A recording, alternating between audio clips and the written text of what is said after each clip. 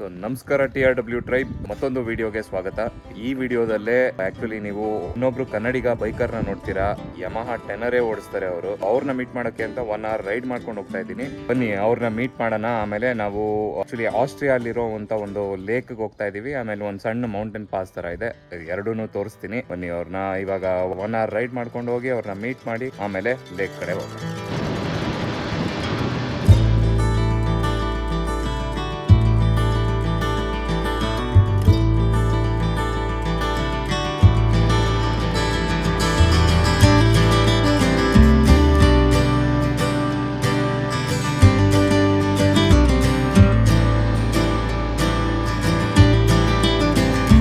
ನೋಡಿ, ಮುಂದ್ಗಡೆ ಒಂದು ಸಣ್ಣದಾಗಿ ಒಂದು ಚೆನ್ನಾಗಿರೋಂಥ ಟ್ರ್ಯಾಕ್ಟರ್ ಹೋಗ್ತಾ ಇದೆ. ಆ್ಯಕ್ಚುಲಿ ಜರ್ಮನಿಯಲ್ಲೇ ಟ್ರ್ಯಾಕ್ಟರ್ ಲೈಸೆನ್ಸ್ ಸಿಗೋದು ಇಲ್ಲಿ ಕಾರ್ ಲೈಸೆನ್ಸ್ ಸಿಗೋದಕ್ಕಿಂತ ಕಷ್ಟ ಅಂತೆ.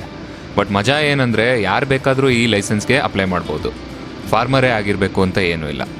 ಸೊ ನೋಡಿ, ಇವರೇ ಹೇಳ್ತಾ ಇದ್ದಿದ್ದು ಕರ್ನಾಟಕದಿಂದಾನೇ ಇವರು ನಿತಿನ್ ಅಂತ. ಸೊ ಎಷ್ಟೊಂದು ದಿವಸದಿಂದ ನಾವು ಪ್ಲ್ಯಾನ್ ಮಾಡ್ತಿದ್ವಿ, ಮೀಟ್ ಮಾಡೋಕ್ಕಾಗಿರಲಿಲ್ಲ. ನಾನು ಯಾರ ಜೊತೆನೂ ಆ್ಯಕ್ಚುಲಿ ರೈಡ್ ಹೋಗಿಲ್ಲ. ಸೊ ಇದು ಫಸ್ಟು. ನೋಡಿ, ಅವ್ರ ಟೆನರೇ ಅಲ್ಲಿದೆ. ಸೊ ನೋಡೋಣ, ಆಮೇಲೆ ಓಡಿಸಿ ನೋಡೋಣ ಹೆಂಗಿರುತ್ತೆ ಅಂತ. ಸೊ ಅದೇ ಈಗ ಇಲ್ಲಿ ಕಾಫಿ ಕುಡ್ಕೊಂಡು ಈಗ ಹೊರಡ್ತಾ ಇದ್ದೀವಿ. ಆಸ್ಟ್ರಿಯಲ್ಲೇ ಒಂದು ಲೇಕು ಮತ್ತು ಒಂದು ಮೌಂಟೇನ್ ಪಾಸು, ಸಣ್ಣ mountain pass. So 2.5 hours drive ಇರುತ್ತೆ. ನೋಡೋಣ ಬನ್ನಿ ಹೆಂಗಿರುತ್ತೆ.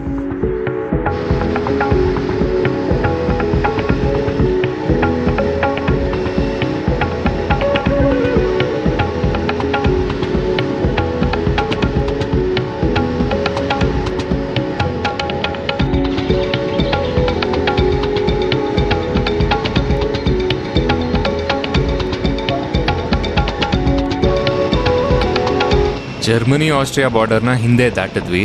ಎದುರುಗಡೆ ಈಗ ಕಾಣಿಸ್ತಿರೋದು ಆಸ್ಟ್ರಿಯನ್ ಆಲ್ಪ್ಸ್.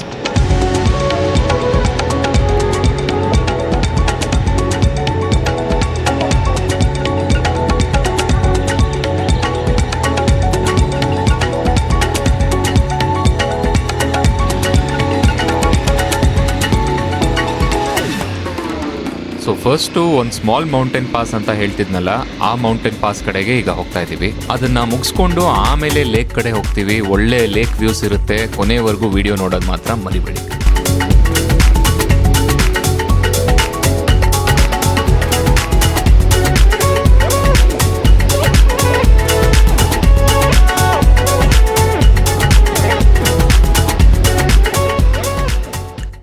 ಈ ಮೌಂಟೇನ್ ಪಾಸ್ ಹೆಸರು ಹ್ಯಾಂಟನ್ ಯಾಕ್ ಅಂತ.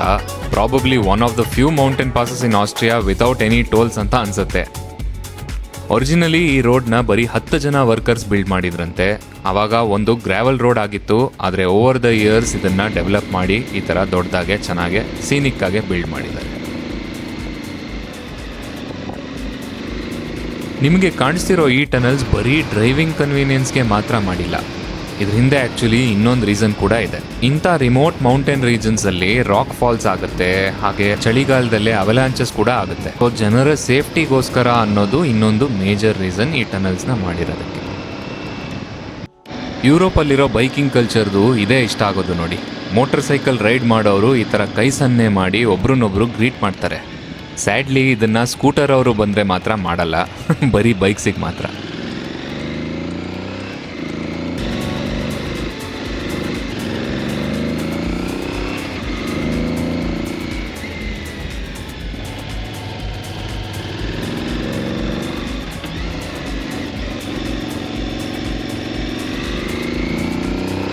ಒಳ್ಳೆ ಸ್ನೋ ಕ್ಯಾಪ್ ಮೌಂಟೇನ್ಸ್ ರಿವೀಲ್ ಆಗ್ತಾ ಇದೆ ನೋಡಿ. ಆ್ಯಕ್ಚುಲಿ ಪಾಸ್ ಮೇಲೆ ಹತ್ತುತ್ತಾ ಇದ್ದಂಗೆ ಚಳಿ ಜಾಸ್ತಿ ಆಗ್ತಾ ಇದೆ.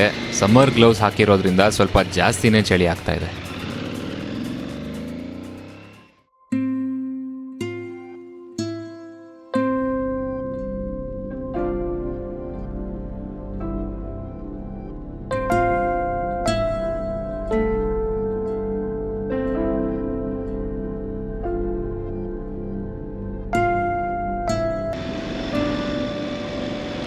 ಬರೀ ಚಳಿ ಅಷ್ಟೇ ಅಂತ ಓಡಿಸ್ಕೊಂಡು ಮೌಂಟೇನ್ ಪಾಸ್ದು ಟಾಪ್ಗೆ ಬರೋ ಅಷ್ಟರಲ್ಲಿ ಲೈಟಾಗಿ ಸ್ನೋನೇ ಶುರು ಆಗ್ಬಿಟ್ಟಿತ್ತು.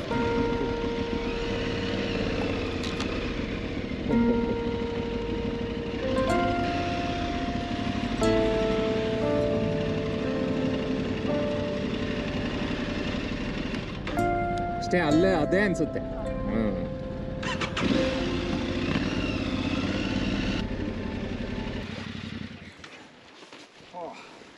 ಏನೂ ತೆಗಿಯಂಗಿಲ್ಲ, ಗ್ಲೌಸು ತೆಗಿಯಂಗಿಲ್ಲ. ಸೈಕ್ ಆಗಿದೆ ಅಲ್ಲ, ಹ್ಮ್ ಏನ್ ಜನನೇ ಇಲ್ಲ ಇವತ್ತು, ಚಳಿ ಜಾಸ್ತಿ. ಅದೇ ಯೂಶಲಿ ಜಾಸ್ತಿ ತುಂಬಾ ಕ್ರೌಡ್ ಇರುತ್ತೆ. ಕ್ರೇಜಿ ಸ್ನೋ ಬೀಳ್ತಾ ಇದೆ.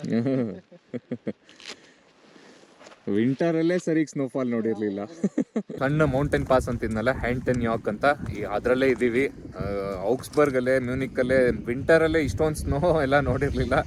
ಇಲ್ಲಿ ಸ್ವಲ್ಪ ಸ್ನೋಫಾಲ್ ಆಗ್ತಿದೆ, ಸ್ವಲ್ಪ ಆಲ್ಟಿಟ್ಯೂಡಲ್ಲಿ ಇರೋದ್ರಿಂದ. ಚಳಿನೂ ಇದೆ ಆ್ಯಕ್ಚುಲಿ ಇವತ್ತು. ಸ್ನೋ ಇದ್ದಿದ್ದರಿಂದ ಆ್ಯಂಡ್ ನಾವು ಪ್ರಾಪರ್ ರೈಡಿಂಗ್ ಗೇರಲ್ಲಿ ಇಲ್ಲದೇ ಇದ್ದಿದ್ದರಿಂದ ಈ ಮೌಂಟೇನ್ ಪಾಸಲ್ಲಿ ತುಂಬ ಹೊತ್ತು ಇರಲಿಲ್ಲ. ಇರೋ ಶಾರ್ಟ್ ಟೈಮಲ್ಲಿ ಎಷ್ಟಾಗುತ್ತೋ ಅಷ್ಟು ಡ್ರೋನ್ ಫುಟೇಜಸ್ನ ತೊಗೊಂಡಿದ್ವಿ. ಫ್ಯಾಕ್ಟ್ರಿ ಸೆಟ್ಟಿಂಗ್ ಇದೆಯಾ ಇಲ್ಲ ಚೇಂಜ್ ಮಾಡಿದ್ಯಾ? ಫ್ಯಾಕ್ಟ್ರಿ ಏನಿದೆಯೋ ಅದೇ. ಅದೇನಪ್ಪ, ನಂದು ಆ್ಯಕ್ಚುಲಿ ಅದು ಸಸ್ಪೆನ್ಷನ್ ಟ್ಯೂನ್ ಆಗಿರೋದೇ 75 ಕಿಲೋಸ್ಗೆ, ನನ್ನ ಬಾಡಿ ವೇಟ್ಗೆನೆ. ಓಕೆ. ಯೂಶಲಿ ಎಲ್ಲ ಏನಂತಾರೆ ಸಾಫ್ಟ್ ಇದೆ ತುಂಬ ಅಂತ, ನನಗೆ ಸಣ್ಣ ಪುಟ್ಟ ಹಳ್ಳ ಎಲ್ಲ ಬಿಟ್ಟಾಗ್ತಿತ್ತು. ಹೌದಾ? ಆಮೇಲಿಂದ ಕಂಪ್ರೆಷನ್ ಸ್ವಲ್ಪ ಲೈಕ್ 3 ಕ್ಲಿಕ್ಸು ಜಾಸ್ತಿ ಮಾಡಿದೆ. ಓಕೆ. 17 ಇರುತ್ತೆ ಅನ್ಸುತ್ತೆ ಫ್ರಂಟ್. 3 ಕ್ಲಿಕ್ಸ್ ಜಾಸ್ತಿ ಮಾಡಿದ್ಮೇಲೆ ಪರವಾಗಿಲ್ಲ, ಈಗ ಸಾಫ್ಟ್ ಆಗಿದೆ. ನಾನು ಇದ್ರ ಹಿಂದಿನ ಮಾತ್ರ ಒಂಚೂರು ಚೇಂಜ್ ಮಾಡಿದ್ದೀನಿ ಅಷ್ಟೇ.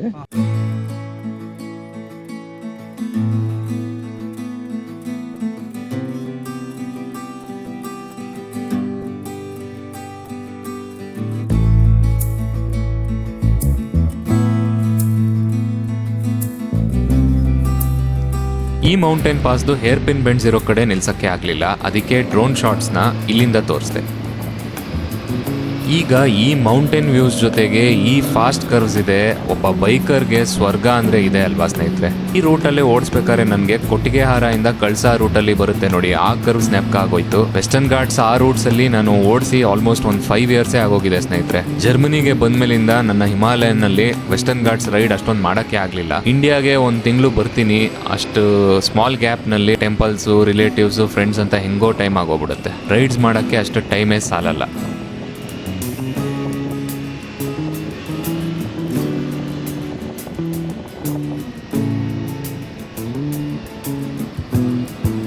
ಮಿಡಲ್ ವೇಟ್ ಅಡ್ವೆಂಚರ್ ಗಾಡಿಗಳಲ್ಲಿ ದ ಮೋಸ್ಟ್ ರಿಲಯಬಲ್ ಇಂಜಿನ್ ಇರೋ ಗಾಡಿ ಯಮಹಾ ಟೆನರೆ ಅಂತ ಹೇಳ್ತಾರೆ. ರಿಲಯಬಿಲಿಟಿ ಜೊತೆಗೆ ಓಡ್ಸೋಕ್ಕೆ ಫನ್ ಇದೆಯೋ ಇಲ್ವೋ ನೋಡೋಣ ಬನ್ನಿ. ಆ್ಯಕ್ಚುಲಿ ನಾನು ಬೈಕ್ಸ್ನ ಡಿಸೈಡ್ ಮಾಡಬೇಕಾದ್ರೆ ಯಮಹಾ ಟೆನರೇನೂ ಕನ್ಸಿಡರ್ ಮಾಡಿದ್ದೆ, ಆದರೆ ಆ ಗಾಡಿದು ಸೀಟ್ ಹೈಟ್ ತುಂಬ ಜಾಸ್ತಿ ಅಂತ ಹೇಳಿ ಸುಮ್ಮನಾಗಿದ್ದೆ. 880 mm ಸೀಟ್ ಹೈಟ್ ಇದೆ ಆ್ಯಂಡ್ ನಾನು 5'6" ಇದ್ದೀನಿ ನೋಡಿ, 2 ಕಾಲು ಒಟ್ಟಿಗೆ ರೀಚೇ ಆಗ್ತಿಲ್ಲ. ಸೊ ಅದಕ್ಕೆ ಈ ಗಾಡಿನ ಬಿಟ್ಬಿಟ್ಟು ಎಪ್ರಿಲಿಯಾ ಟೂರೆಗ್ ತೊಗೊಂಡೆ.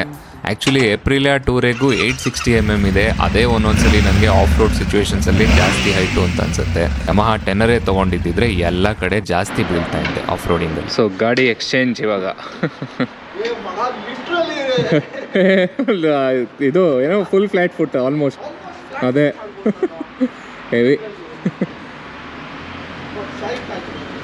ಫುಲ್. ಇವತ್ತು ನನಗೆ ವ್ಯಾಲಿಡೇಷನ್ನು ತೊಗೊಂಡಿದ್ದು ಒಳ್ಳೇದಾಯ್ತು ಅಂತ.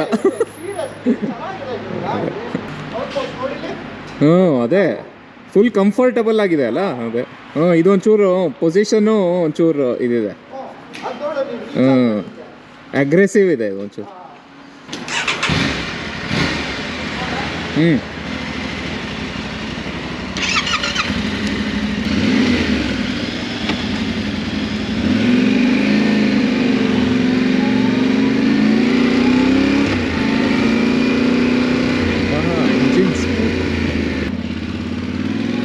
ಓಡಿಸ್ತಿದ್ದಂಗೆ ಟಾಪ್ ಹೆವಿ ಅನ್ನೋ ಫೀಲಿಂಗ್ ಬರುತ್ತೆ, ಬಟ್ ಇಂಜಿನ್ ಮಾತ್ರ ಸಿಕ್ಕಾಬಟ್ಟೆ ಸ್ಮೂತ್ ಇದೆ. ಗೇರ್ ಶಿಫ್ಟ್ಸ್ ಎಲ್ಲ ಒಳ್ಳೆ ಬಟರ್ ಸ್ಮೂತಾಗೆ ಶಿಫ್ಟ್ ಆಗುತ್ತೆ. ಜಾಪನೀಸ್ ಬ್ರ್ಯಾಂಡ್ ಅಂದಮೇಲೆ ಸುಮ್ಮನೆನಾ.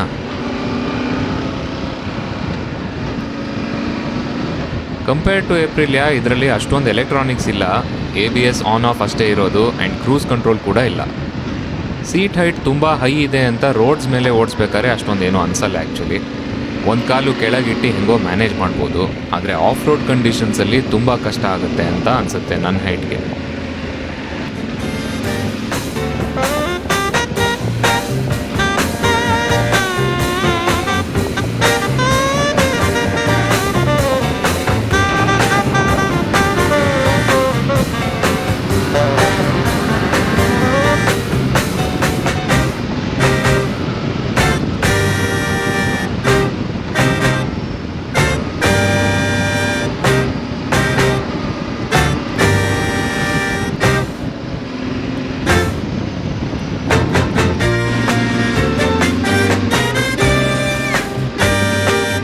ಇವತ್ತಿನ ರೈಡ್ ಪ್ಲಾನ್ ಪ್ರಕಾರ ಒಂದು ಸಣ್ಣ ಮೌಂಟೇನ್ ಪಾಸ್ ಮುಗೀತು.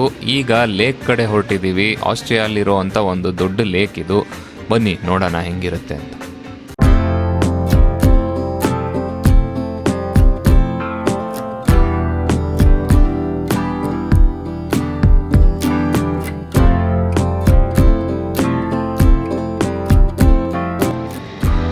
ಲೇಕ್ ಮುಗಿಸ್ಕೊಂಡು ವಾಪಸ್ ಔಕ್ಸ್ಬರ್ಗ್ ಕಡೆಗೆ ಹೊರಟ್ವಿ. ನಿತಿನ್ ಅವರು ಏಪ್ರಿಲಿಯಾ ಓಡಿಸಿದ್ದು ಹೆಂಗನ್ಸ್ತು ಅಂತ ಕೊನೆಯಲ್ಲಿ ಹೇಳ್ತಾರೆ. ನಿಮ್ಗೇನು ಅನ್ಸುತ್ತೆ? ಅವರು ಯಮಹಾ ಟೆನರೇ ಬೆಸ್ಟ್ ಅಂತಾರ ಅಥವಾ ಏಪ್ರಿಲಿಯಾ ಟೂರೇಗೆ ಬೆಸ್ಟ್ ಅಂತಾರ ಅಂತ ಕಮೆಂಟ್ಸಲ್ಲಿ ದಯವಿಟ್ಟು ತಿಳಿಸಿ. ಸಖತ್ತಾಗಿತ್ತು ಗಾಡಿ, ರಿಲಿ ಲೈಕ್ ಓಡ್ಸಕ್ಕೆಲ್ಲ ಹೆಂಗೆ performance? Super super. Height better ಅಲ್ಲ? ಡಿಫರೆನ್ಸ್ ಇದೆ ಅದಕ್ಕೂ ಒಂದೇ ಸೆಗ್ಮೆಂಟ್ ಆದ್ರೂ